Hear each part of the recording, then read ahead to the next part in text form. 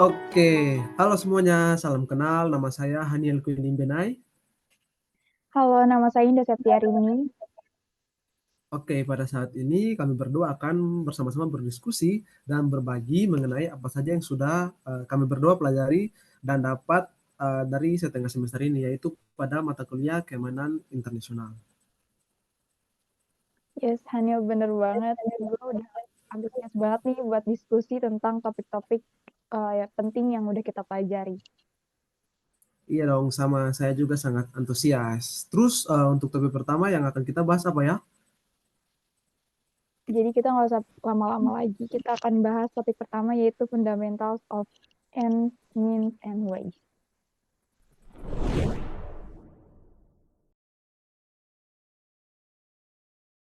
Gue nih sebagai mahasiswa hubungan internasional dan sudah pelajari topik ini, menurut gue model strategi end ways means itu dipakai di strategi militer.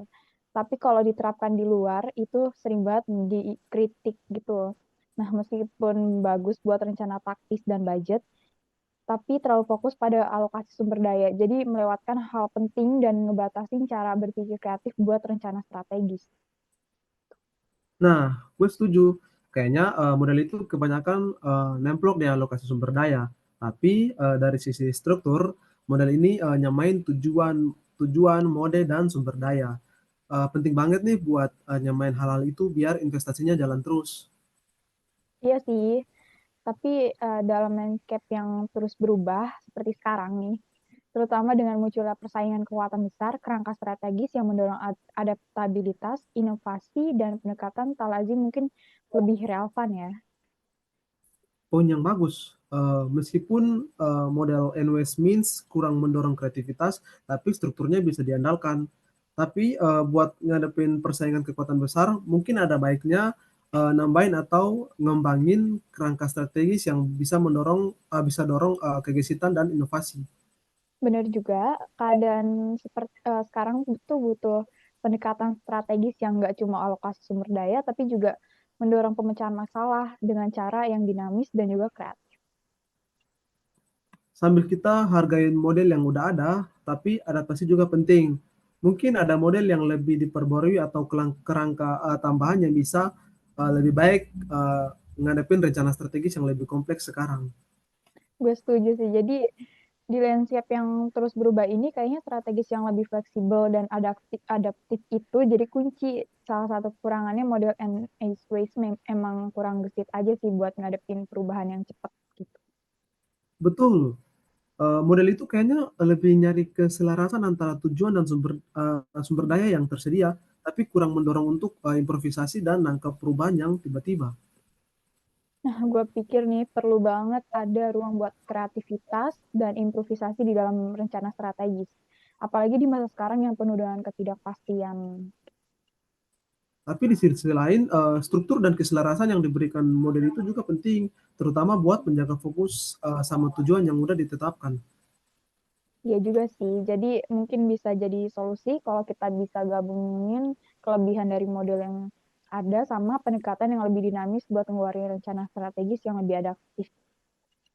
Yap, mungkin solusinya ada di integrasi yang lebih baik antara struktur yang udah ada sama mungkin penambahan aspek-aspek yang mendukung fleksibilitas. Jadi bisa jadi lebih responsif terhadap perubahan. Bener banget sih. Gue pikir penting banget untuk jadi lebih adaptif dan mengikuti perkembangan sambil juga mempertahankan kerangka kerja yang udah terstruktur gitu. Yap, intinya strategi itu mesti ngikutin perubahan tapi tetap punya dasar yang kokoh biar tujuannya tetap tercapai dengan baik.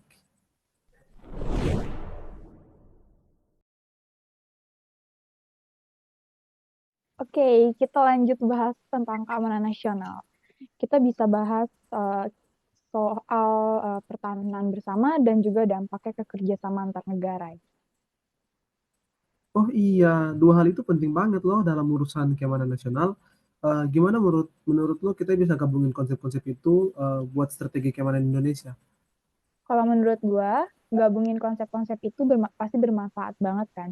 Tapi masalahnya beda pandangan dan kepentingan antara negara bisa jadi rintangan besar. Kalau menurut tuh gimana? Kalau menurut gue itu sama setuju sih, tapi menurut gue beda-beda sih untuk, dan itu juga bisa jadi kesempatan buat memperkuat keamanan nasional dengan gabungin banyak banyak sudut pandang bisa lebih efektif. Nah, tahu nggak kalau NATO itu udah lama jadi salah satu yang dorong perdamaian sesuai perdamaian global global sesuai aturan internasional. Tapi banyak juga kritik soal aksi mereka yang kadang dianggap kelewatan aturan PBB dan acuh sama HAM atau hak asasi manusia. Iya itu juga gue udah pernah dengar. Terus itu memang jadi sorotan, tapi menurut gue keterlibatan mereka juga ada dampak positifnya. Gimana menurutmu peran NATO dalam masalah keamanan global juga ngaruh ke perkembangan hukum internasional atau tidak? Jelas dong, itu bagiku keterlibatan mereka itu di masalah keamanan global berpengaruh gede buat hubungan internasional, terutama nanggepin ancaman yang makin rumit kayak terorisme, terus juga perang cyber. Benar juga sih. NATO bisa jadi penting buat dorong kerjasama antar negara dalam hadapi ancaman dalam hadapi sebuah ancaman gitu. Terus gimana menurutmu? Apakah keterlibatan mereka juga punya efek gede di hukum internasional? Kayaknya iya deh. Keterlibatan mereka nih ada di masalah keamanan global. Mereka tuh benar-benar punya efek besar di hukum internasional, terutama buat hadepin ancaman yang makin rumit gitu. Terus gimana menurut lo kalau ada hal lain yang penting buat dipertimbangkan? Kalau saya sih dengar yang tadi kau jelaskan, saya setuju sih sama pemikiranmu, dan juga menurutku hal lain yang perlu dipertimbangkan adalah bagaimana diplomasi dapat memainkan peran penting dalam memperkuat keamanan global. Strategi keamanan nasional tuh banyak banget komponennya, kayak asumsi, scoping, dan juga bidding buat ngembangin dan ngelaksanainnya. Nah, penting banget nih buat nentuin pandangan, batas-batasnya, dan juga tentuin waktu sumber daya yang ada. Benar Ya enggak? banget. Yang beda, kolektif pertahanan lebih ke kerjasama militer buat ngelindungin dari ancaman bersama. Sementara kolektif keamanan lebih ke kerjasama politik sama ekonomi buat mencegah konflik. Gabungin konsep-konsep itu buat strategi keamanan nasional Indonesia pasti bermanfaat ya. Tapi tantangannya ada di perbedaan pandangan dan juga kepentingan negara. Gitu gak? Tapi itu juga kesempatan buat memperkuat kerjasama keamanan nasional. Kalau dipadukan, bisa ningkatin efektivitas dan efisiensi strategi keamanan nasional kita.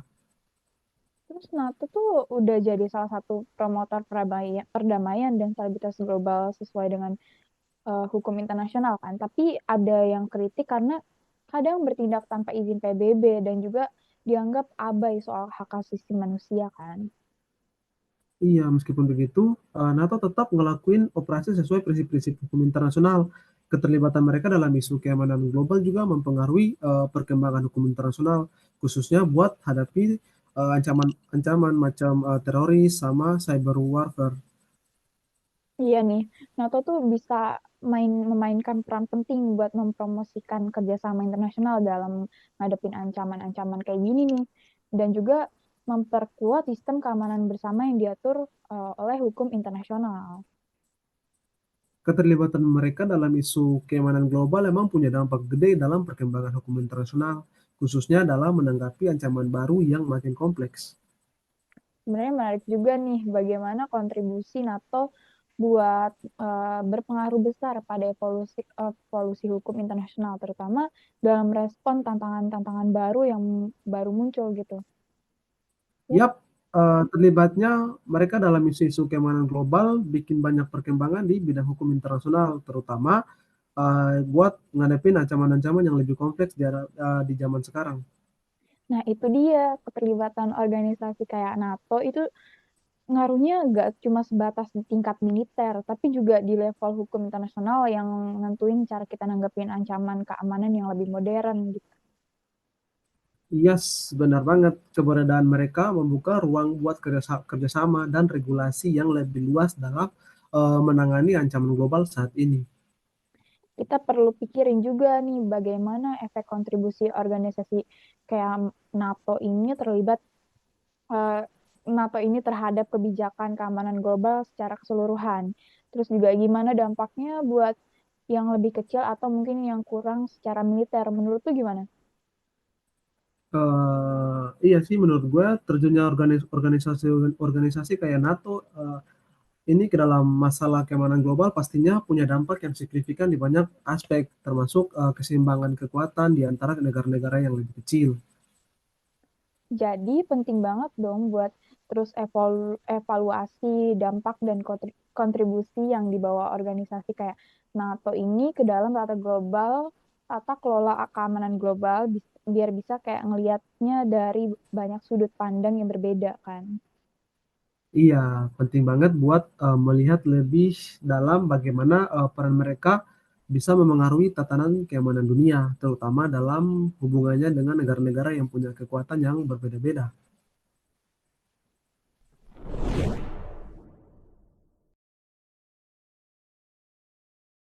Nah, kita udah sampai nih ke bagian perang tak konvensional nih, atau yang dikenal sebagai irregular warfare. Iya, eh, perang konvensional ini lebih patuh sama aturan dan fokusnya pada dominasi militer. Tapi perang tak konvensional lebih suka pakai strategi yang nggak biasa buat ngehajar sisi yang lemah. Iya, perang asimetris ini berkembang terus, ngeliputi banyak taktik kayak gerilya, propaganda, dan manfaatin kepentingan politik. Ini benar-benar mengubah cara pandang kita tentang konflik bersenjata modern. Iya, sejalan sama perkembangan teknologi dan pergeseran politik, perang asimetris ini makin rumit. Jadi kita harus melihat lebih luas lagi buat pahamin konfliknya. Bener banget, kita harus pahamin konflik bersenjata modern lebih dari cara pandang tradisional. Perang asimetris ini bikin cara pandang kita jadi lebih dinamis. Hal ini menekankan pentingnya adaptasi dan fleksibilitas dalam strategi keamanan global. Terus taktik perang udah nggak lagi terpaku sama aturan konvensional. Iya, saat kita ngelihat perkembangan ini, kita harus lebih gesit dan kreatif juga buat nanggepin ancaman yang muncul, khususnya dalam ranah perang asimetris.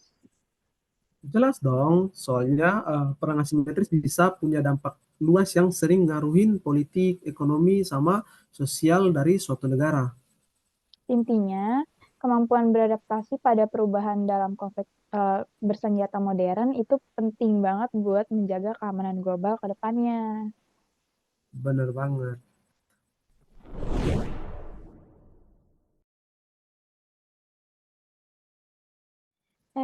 Kita masuk bagian tentang keamanan manusia nih, atau yang biasa disebut dengan human security. Gue percaya nih bahwa konsep human security ini adalah fondasi yang sangat penting dalam menghadapi keamanan global. Ini membuat wawasan tentang perlindungan individu dari ancaman non-militer seperti kemiskinan, perubahan iklim, dan pelanggaran hak asasi manusia. Kalau aku sih agak skeptis sama konsep keamanan manusia. Menurutku keamanan tradisional yang lebih fokus pada negara dan militer tetap jadi yang utama buat melindungi masyarakat dari ancaman luar. Tapi tunggu dulu deh. Human security itu kan buka pintu buat strategi keamanan yang lebih komprehensif, lebih mempertimbangkan kesejahteraan individu. Ini lebih dari konsep keamanan tradisional yang suka lupa sama hak asasi manusia dan ancaman non-militer yang nggak kalah berbahayanya. Tapi gimana kita memastikan kalau konsep ini bisa diimplementasikan dengan efektif? Human security terlalu luas dan abstrak, susah diukur, dan bisa ganggu prioritas keamanan yang lebih nyata, kayak ancaman militer yang benar-benar ada.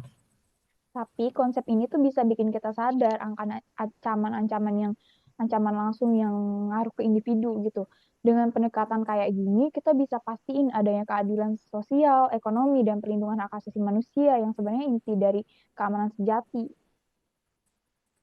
Oke, tapi apakah konsep ini beneran bisa diterapkan di dunia yang lebih kompleks ini? Kita butuh pendekatan yang jelas dan bisa dijalankan. Kalau Hmm. menurutku, human security ini terlalu abstrak buat diterapkan secara efektif. Kalau menurut aku, Konsep ini tuh penting banget buat ngasih gambaran yang lebih luas tentang ancaman terhadap keamanan. Gak cuma yang konvensional aja, yang terbatas pada hal militer. Ini soal kesejahteraan individu yang jadi dasar buat keamanan yang global yang berkelanjutan. Iya, tapi perlindungan dari ancaman yang konkret kayak konflik militer, militer itu tetap penting. Kita nggak boleh lupa sama hal-hal yang nyata dan bisa diukur dalam keamanan global.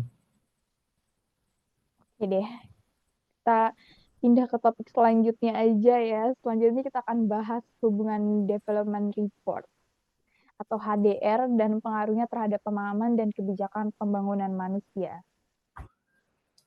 HDR itu benar-benar mengubah cara pandang kita soal perkembangan manusia, terutama dengan ngasih data dan analisis buat negara-negara ngelihat kemajuannya dalam hal ini. Iya nih, ini bisa bantu mereka tentuin prioritas kebijakan yang lebih tepat. Tapi seberapa efektif sih HDR dalam mengidentifikasi dan mengatasi ketimpangan dalam pembangunan manusia? Kalau HDR ini benar-benar penting dengan ngasih data yang detail soal ketimpangan dalam aspek ekonomi, sosial, budaya, dan politik. Ini membantu para pembuat kebijakan buat nemuin solusi yang lebih tepat. Tapi apakah HDR itu cuma alat buat kayak mantau kemajuan atau bisa juga mempromosikan kesejahteraan, keadilan, dan keberlangsungan dalam pembangunan manusia? Kalau menurutku, HDR ini punya potensi besar buat promosikan kesetaraan dan keberlanjutan. Data yang disediakan bisa bantu negara-negara perbaiki kebijakan buat capai tujuan ini. Ya, tapi sejauh mana konsep sustainable human development dalam mengukur kemajuan dan dampaknya pada kebijakan pembangunan di berbagai negara dan wilayah? Kalau konsep itu memperluas pembangunan manusia dengan masukin aspek keberlanjutan kayak perlindungan lingkungan dan kesetaraan gender. Ini bantu kita lihat gambaran yang lebih komprehensif buat rancang kebijakan. Tapi sejauh mana integrasi konsep ini bisa didukung ke masa depan yang lebih adil, khususnya soal kesejahteraan, perdamaian, dan juga keamanan global? Integrasi konsep sustainable human development udah kontribusi banget buat naikin kesejahteraan dan perdamaian global karena bantu rancang kebijakan yang lebih komprehensif. Oke, kita ganti topik kali ya. Kita bahas kerjasama pembangunan antara Global North dan Global South. Ini benar-benar penting buat promosikan kesetaraan dan keadilan dalam bantuan internasional. Iya, menurutku walau kerjasama ini penting, tapi masih Hmm, ada tantangan besar yang perlu diatasi seperti geopolitik, hambatan dagang, dan masalah teknologi masih jadi halangannya. sama, tapi gue sama sih, tapi kayak menurut gue upaya kolaboratif bisa atasin hambatan-hambatan itu. Misalnya peningkatan kemampuan sumber daya manusia dan kerjasama dagang yang lebih luas bisa jadi solusinya. Tapi sejauh mana kerjasama triangular atau South-South Cooperation bisa jadi solusi buat atasin hambatan ini? Kalau menurut gue, kolaborasi dari tri triangular dan South Cooperation bisa ngatasin solusi yang lebih efektif. Terus keduanya juga udah buktiin efektivitasnya buat dukung pertumbuhan ekonomi di banyak negara. Tapi gimana kita pastiin kalau ini bukan cuma solusi jangka pendek?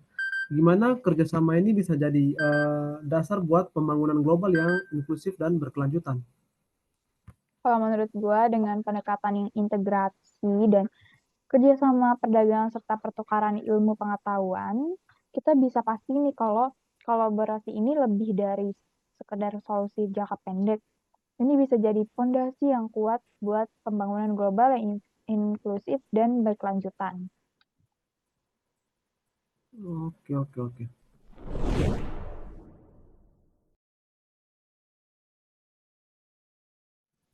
Oke, selanjutnya kita akan bahas prinsip bebas aktif dalam kebijakan luar negeri Indonesia nih. Betul, ini jadi landasan penting sejak zaman awal kemerdekaan Indonesia.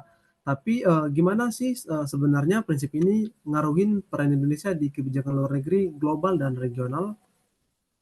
Prinsip bebas aktif buka peluang Indonesia buat jadi independen dalam sikapnya tentang masalah internasional. Ini bikin Indonesia bisa aktif ngatasin kayak masalah konflik, sengketa, dan juga memperkuat kerja sama global sama regional. Tapi sejauh mana sih prinsip ini benar-benar bisa mengatasi konflik dan sengketa? Ada bukti nyata tentang dampak positif dari prinsip bebas aktif atau tidak? Prinsip ini benar-benar dorongan Indonesia buat ikut campur langsung mengatasi konflik regional sama global. Dengan diplomasi yang kreatif, Indonesia udah bantu banget buat perdamaian internasional. Tapi prinsip bebas aktif cuma tentang diplomasi atau juga tentang kemampuan Indonesia dapetin kebutuhan dari luar negeri buat kehidupan rakyatnya. Kalau menurutku, prinsip ini nggak cuma soal diplomasi aja. Lewat prinsip bebas aktif, Indonesia bisa dapat barang-barang penting buat kesejahteraan rakyatnya lewat kerjasama global yang lebih kuat. Oh iya iya, oke.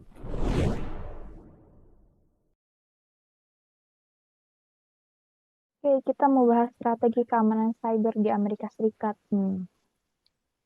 Oke, jadi apa inti dari strategi keamanan cyber mereka sebenarnya sih? Jadi strateginya tuh buat pelindungin infrastruktur penting dan data sensitif dari ancaman cyber. Amerika Serikat itu fokus banget buat bikin sistem pertahanan baru dan kerjasama keamanan cyber sama negara-negara lain. Oke, tapi gimana pengaruhnya ke hubungan internasional Amerika Serikat? Apakah ini cuma soal persaingan atau juga ada soal kerjasama global buat keamanan cyber? Jelas ada dampaknya ke hubungan internasional Amerika Serikat. Mereka nambahin kerjasama keamanan cyber sama banyak negara dan lebih serius terlihat ancaman dari beberapa faktor khusus. Oke, tapi strateginya cuma bisa lindungi infrastruktur atau juga buat lawan kejahatan cyber sama tantangan keamanan lain. Nah, strateginya itu juga bisa buat lindungin lingkungan cyber sama organisasi dari serangan cyber dan buat ngadepin masalah kayak kejahatan cyber yang makin nambah gitu. Oke, Oke, selanjutnya kita ngomongin contoh dari strategi keamanan cyber nasional Indonesia aja yuk. oke. Menurutmu apa yang jadi tujuan utama Indonesia bikin strategi keamanan cyber nasional? Indonesia tuh pengen menjaga kedaulatan, keamanan, dan kepentingan nasionalnya di zaman digital dengan bikin strategi keamanan cyber nasional yang kuat. Oke, tapi gimana strateginya dilaksanain dalam politik luar negeri Indonesia? Apakah ada fokus kerjasama internasionalnya nggak? Jelas ada.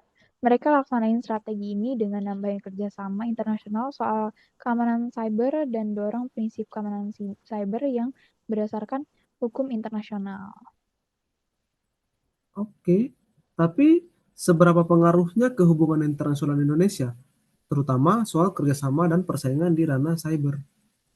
Strategi ini tuh bisa menguatkan kerja sama bilateral dan multilateral dengan negara-negara lain soal keamanan cyber. Tapi juga bisa bikin persaingan naik, khususnya di bidang teknologi dan keamanan cyber. Oke, oke, oke.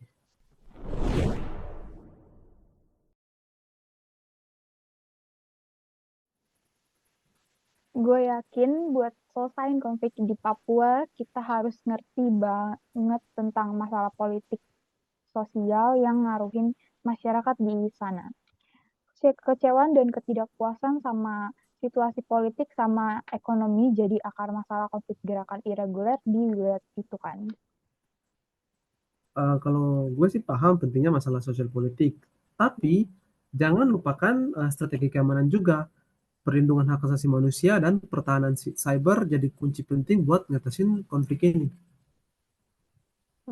Gimana menurutku kalau misalkan strategi keamanan bisa bantu atasin ketidakpuasan masyarakat sama situasi politik dan ekonomi?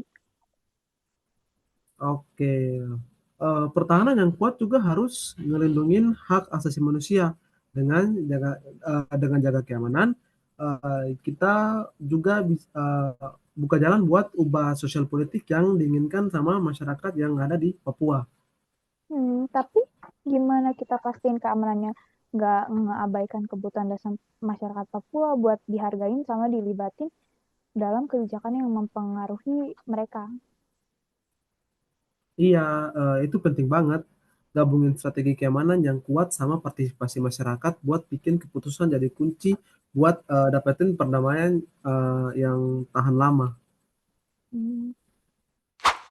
Setelah kita ngobrolin banyak topik dari soal dasar-dasar and means ways, keamanan nasional, perang yang beda-beda, keamanan manusia, sampai strategi keamanan cyber dan konflik di Papua. Kita bisa lihat ya berapa pentingnya nyatuin pendekatan strategis keamanan dan ngerti banget sama masalah sosial politik nih. Dan juga tidak kalah tertinggal, keamanan juga nggak cuma soal jaga fisik saja, tapi juga perlu peduli sama hal kemanusiaan, partisipasi masyarakat, dan benar-benar gabungin dalam kebijakan. Iya, betul banget nih. Terima kasih udah dengerin obrolan kita yang nyorot banget banyak sisi dari tantangan keamanan global yang ribet banget nih. Semoga seluruh pembahasan tadi dapat berguna dan bermanfaat buat teman-teman semua. Terima kasih dan sampai jumpa. Bye bye, thank you guys.